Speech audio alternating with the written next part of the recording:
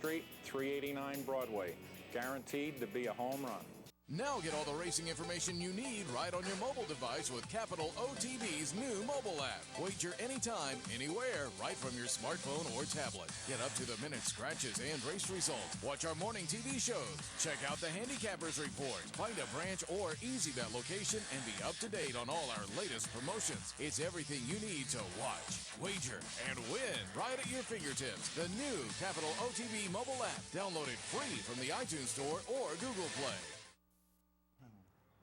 We're back on Loose on the Lead on this Sunday morning. A little desultory out there, some chance of thunderstorms. It's not going to dissuade anybody from coming out, though. Get yourself a Saratoga ball cap, and you're going to have a ball when you come here because you get to see Rich Migliore, who is basically a personality. In fact, look at really hitting on two of the biggest personalities in New York racing history over the last quarter century. Tom Durkin with us next, and both you and Tom so popular around the backstretch and around the backyard. Well, I'm glad you had me on first because Tom's a tough act to follow. So Exactly. I'm glad I'm the warm-up, and then we'll get to the main event. But it's good to be here. We're tooling around on my bike this morning and enjoying Saratoga.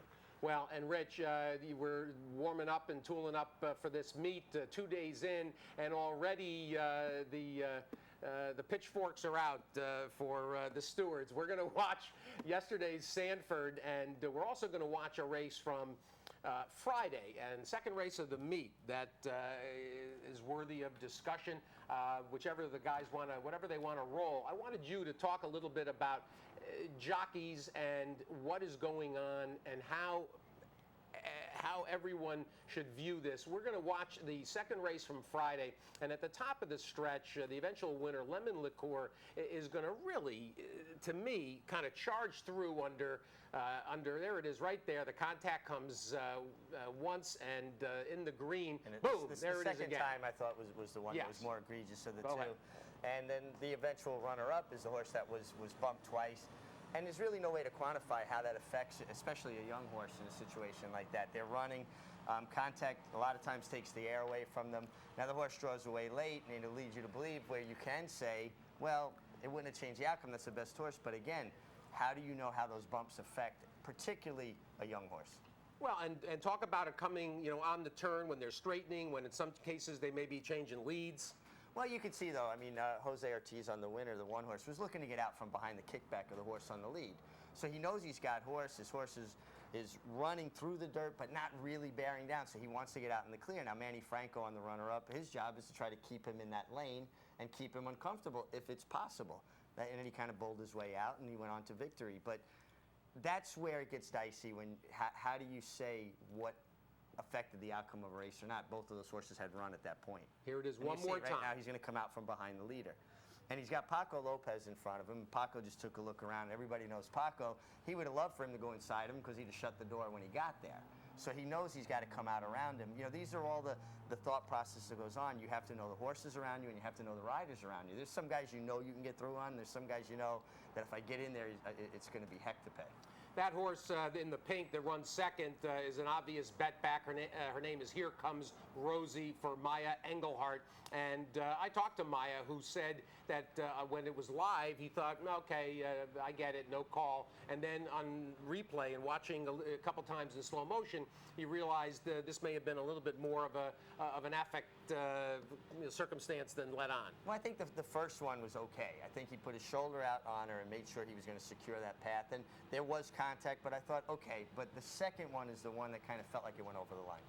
You and I talked last week on the radio, and the circumstances involved the clip heels incident that has got Rajiv Maras sidelined probably for 6 months, and frankly, a circumstance that long-term may threaten, his career. Certainly, there aren't too many more of these kinds of injuries that Rajiv is going to be able to sustain. Well, you don't want to go down that path yet, and the good news is he didn't need surgery, and that's very helpful. I think when the surgeries start piling up, that's when your clock starts running, so to speak. Well, and the topic has come up just because, not just in New York, but across the country, the change, Rich, over the years in the way the stewards have interfaced with jockey colonies. And in terms of educating young riders, showing them where they're making mistakes and where they're doing things that if it becomes a habit, they're going to endanger the riders around them.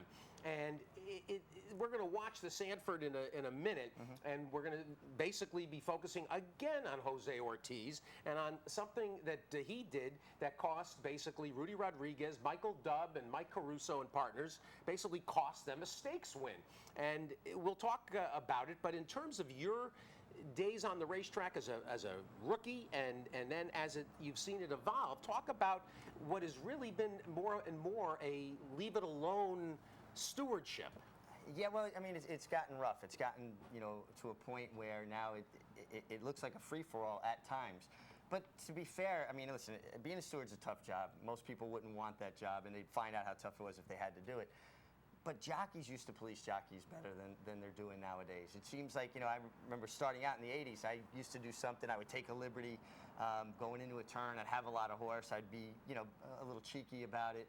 And one day I got Ruben Hernandez really bad into the turn. And I won the race, and I'm galloping back, and he didn't claim foul, but all of a sudden I saw this streak coming from the outside fence on the gallop out, and he ran me right into the fence. And he said, "You like it?" I said, "No." He said, "Don't ever do it to me again." Well, the next time I heard Ruben Hernandez's voice, guess what? Oh, okay. So I think, and even in the room, guys would take guys to task. I mean, when you had a room full of guys like Angel Cordero and George Velasquez and Eddie Maple, you did something, you heard about it, and then if you did it again, well, then you were taken to task for it.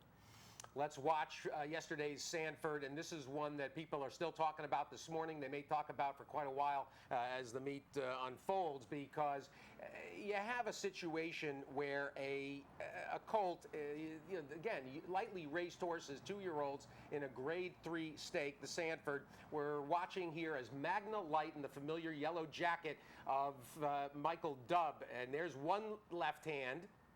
And the horse took a little step out. Yep. And then the rapid fire, and the second one in that rapid fire succession, the horse's body language was saying, "Stop doing that. You do that again, I'm going to react drastically," which he did. And when you watch the head on, you realize how drastically.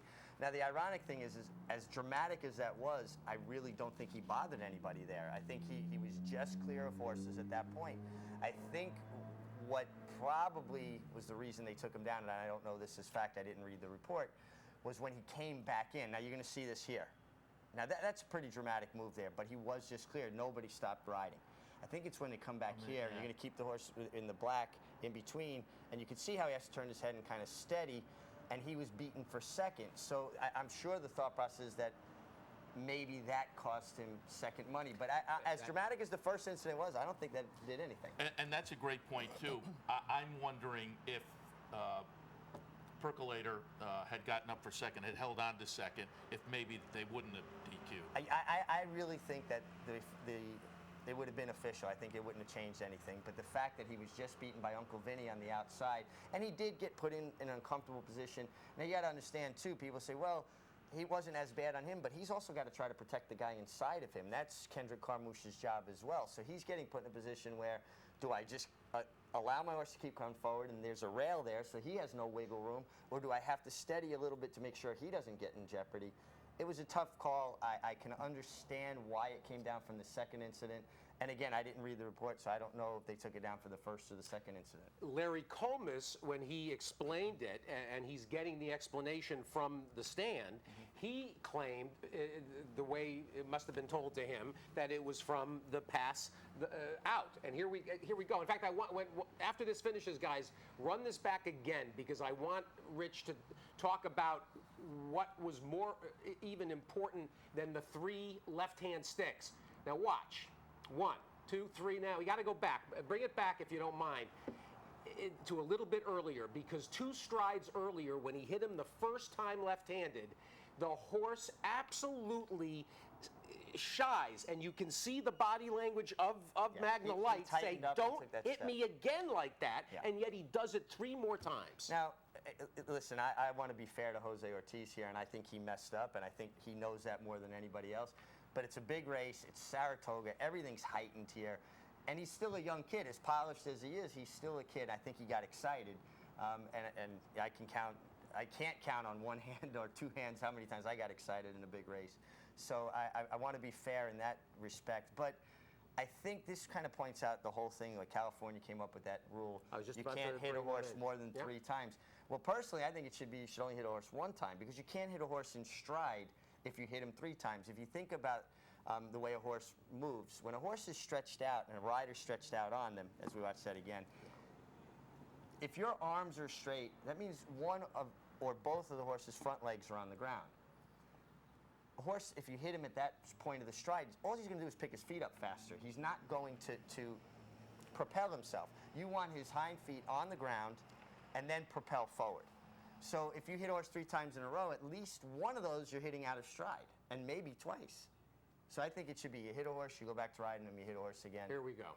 Yeah, right here. One. You can see he already. Well, No, it's a little three, late. but No. it's you know, again, it's an unfortunate circumstance because I think the best horse won Well, and he got disqualified. And that's exactly the topic here, because the letter of the rule versus the spirit of the competition. When you take a horse like this down, who was clearly the best horse in the race, it's deflating for the bettors that found the horse. Although plenty of people got put up and probably more made money with one of the favorites than they did with the price horse. But when you identify a horse like this and you bet it and then you get taken down, it's incredibly frustrating. And for Michael Dubb and for Rudy and Absolutely, you know, the connections, everybody. I understand the foul is a foul mentality. And they're debating this in California right now. Just last week, Yeah. they had that meeting at CHRB where they are redebating the strictest intent of the foul is a foul mentality, which they got away from. Well, it was like that in New York for years. And there's a phone in the jockey's room that can Yeah. attest that you played into the decision. Well, exactly. I was the genesis for what wound up them changing the rule. And I mean, that was one of the most absurd calls you'll ever see. Blow by a horse, brush him as you go by, win by 5, you finish second, and they disqualify you because the foul's a foul. That's what it was meant to do when it's a clear-cut, common sense And that's call. that's one of my pet peeves about it. I'm all for stewards' discretion because there are the races like you had where you can look at the race and say with virtual certainty it wouldn't have made a difference. Yeah. And I wish if in those situations the stewards used their discretion. Then there's the ones where it's more of a crystal ball kind of a thing, and that's where it becomes a problem. Well, and it does become a problem. But, you know, the other thing, and looking at this subjectively now, obviously I'm not competing anymore, it hurt your business infinitely more if you were disqualified on somebody's horse. If you wrote, let's say that happened and you didn't get taken down, they would say, well, I like my rider aggressive, even if the jock wound up getting 3 days, and you're lauded for it. But if you get disqualified on a horse, those people take you off that horse and other horses, so that's a bigger deterrent than 3 days that you appeal, and then it's 5 days and you take them whatever you want. That's just, it's become laughable. But you know what, the Gaming Commission has to get on top of hearing appeals in a timely fashion. Yeah. And you know what, being able to look at something and say, you know what, that wasn't adequate. And if a guy appeals a 5-day suspension, the next thing he knows it's 15, guess what, guys are going to pause before they start appealing days just to be convenient. Speaking of being aggressive, a couple of thoughts here. Just 21 races into the meet. Elvis Trujillo goes forward with Gary's horse in the 5th on opening day. He must be great. He won for Gary. I'm kidding, of course. Well, in that circumstance, Elvis Trujillo, who is good on is good on front end speed, he realized the horse broke sharp and went on with it. Well, what's wrong with being on the lead? Exactly. I see a lot of races where everybody's being very polite. Exactly. No, after you. I'd be on the lead a lot right now. Well, Luis Saez yesterday with Been English very Minister, aggressive. and Luis Saez is really, to me, the emergent. You know, for all the talk of some of the other young guys in the room, you know, one of the things people I think forget is with the brother, you know, with his brother Juan's passing, the tragedy in Indiana.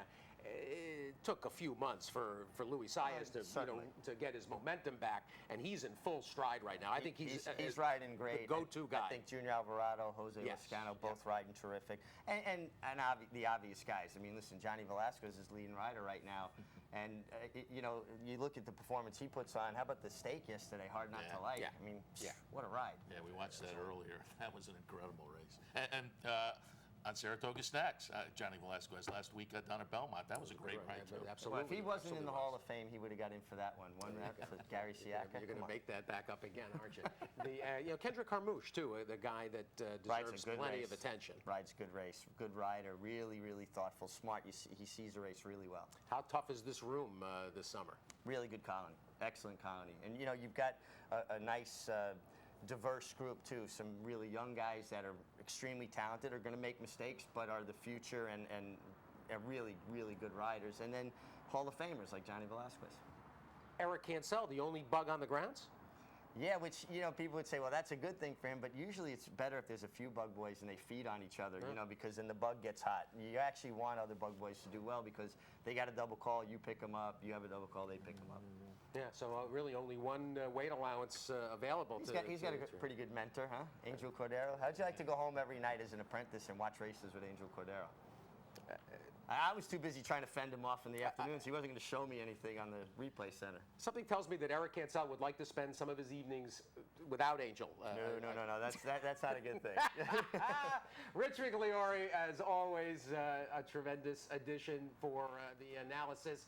That so many people have an opinion about things going on the racetrack when it comes to the riders.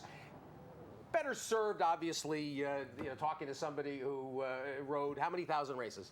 13? Just over 30,000. 30,000. Yeah. 30,000.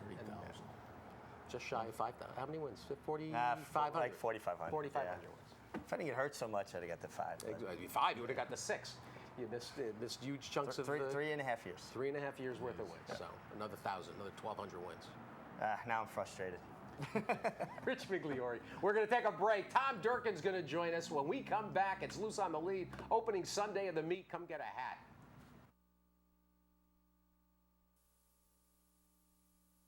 New York breds mean business for New York. Together with all horse-related businesses, we have a $4.2 billion impact on New York State's economy. And 33,000 people work full-time in the state's horse and racing industries. I groom New York breds.